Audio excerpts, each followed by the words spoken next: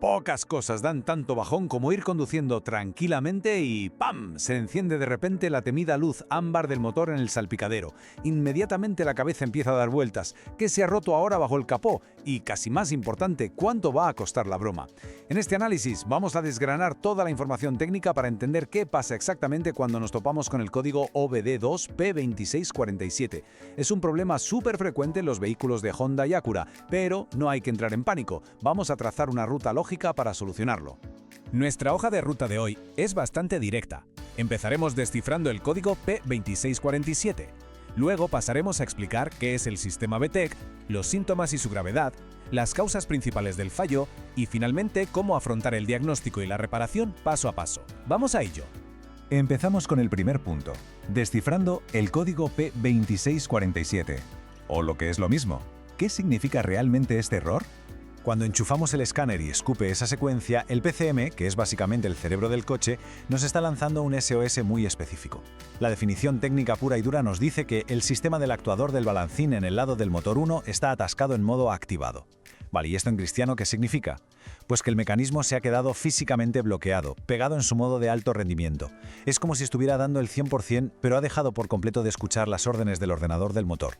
Hay una desconexión total entre lo que dicta la electrónica y lo que hace la mecánica. Para entender bien por qué ocurre esto, pasamos a nuestra segunda sección, el sistema VTEC explicado. Vamos a ver el cerebro mecánico detrás de las válvulas. Fijaos, este sistema es una maravilla, porque ajusta la respiración del motor, es decir, cómo se abren y cierran las válvulas según lo que necesitemos. Imaginad que el motor es un atleta. A bajas revoluciones se comporta como un maratoniano, busca eficiencia, ahorrar combustible y mantener un ritmo suave. Pero en el momento en que pisamos a fondo el acelerador, el motor necesita convertirse en un velocista. Para hacer esa magia, entra en juego la presión del aceite, un actuador y una válvula solenoide que cambian el perfil del árbol de levas. De repente, entra muchísimo más aire y combustible y se desata toda la potencia. Claro, toda esta coreografía requiere una sincronización absoluta. El ordenador supervisa ese cambio de maratoniano a velocista usando un interruptor de presión de aceite. Y aquí está el kit de la cuestión. Si el cerebro del coche da la orden de cambiar de modo, pero el interruptor de presión no devuelve la señal de confirmación, o si directamente el sistema se queda atascado cuando ya debería haber vuelto a la calma, se registra el dichoso código P2647. Es literalmente un cortocircuito en la comunicación. Y esto nos lleva al punto número 3, los síntomas y el nivel de gravedad. ¿Cuáles son las señales de alerta que nos lanza el vehículo? Más allá de esa luz de avería encendida en el cuadro, la experiencia al volante se vuelve bastante desagradable.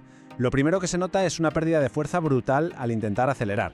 Además, como el pobre motor se ha quedado atascado en el modo de altas revoluciones, empieza a tragar gasolina de forma desorbitada, incluso yendo despacio. La suavidad desaparece por completo. Es súper común notar tirones bruscos y unas vibraciones muy fuertes que vienen del bloque motor. Quienes hayan conducido modelos como el Honda Civic de 2008 sabrán perfectamente a qué me refiero porque está muy documentado. Y cuidado con esto, porque no es una lucecita que podamos simplemente ignorar y esperar a que desaparezca sola. Como bien advierte el especialista Oleg Stepanchuk, ignorar el código P2647 puede derivar en facturas de taller astronómicas. Si el sistema no trabaja bien y falta lubricación, los daños se extienden como la pólvora.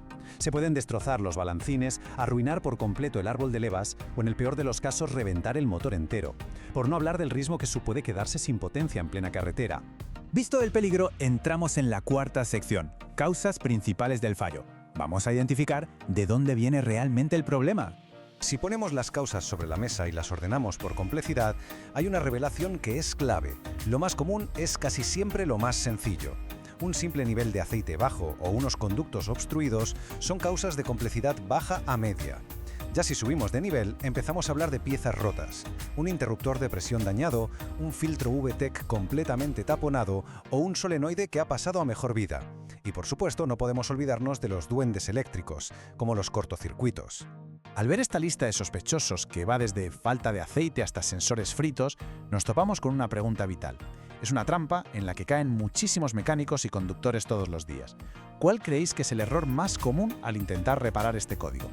Pues el gran error es precipitarse y empezar a cambiar piezas caras a lo loco. Es una barbaridad cambiar un solenoide carísimo o un sensor sin haber sacado antes la varilla para comprobar el nivel y la calidad del aceite del motor. Es la regla de oro absoluta de cualquier profesional.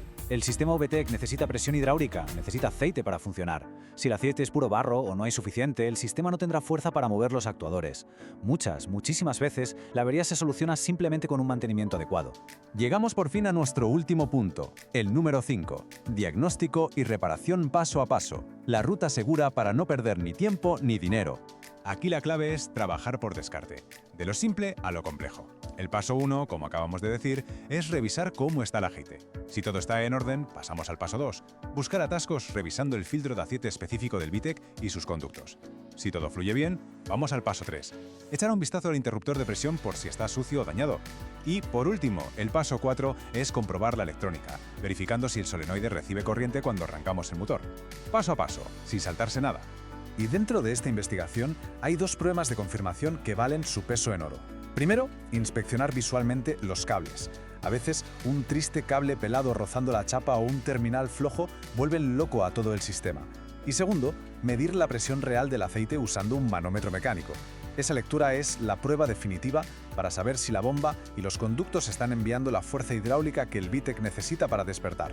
Si seguimos este método metódicamente, las soluciones caen por su propio peso. Puede ser que baste con un cambio de aceite y filtro o con limpiar a fondo los conductos. Otras veces no quedará más remedio que poner un interruptor de presión o un solenoide nuevos.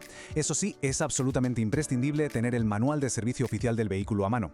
Seguir las instrucciones del fabricante es la única manera de evitar diagnósticos equivocados y cambiar piezas sin necesidad. Después de ver cómo un sistema mecánico tan brillante y avanzado puede venirse abajo simplemente por falta de lubricación limpia, nos queda una reflexión bastante curiosa. Por mucha ingeniería de vanguardia que lleve nuestro coche para protegerse, podría ser que un simple, humilde y rutinario cambio de aceite sea al final la única llave real para prevenir un fallo crítico en el motor. Algo para pensar la próxima vez que posterguemos la visita al taller.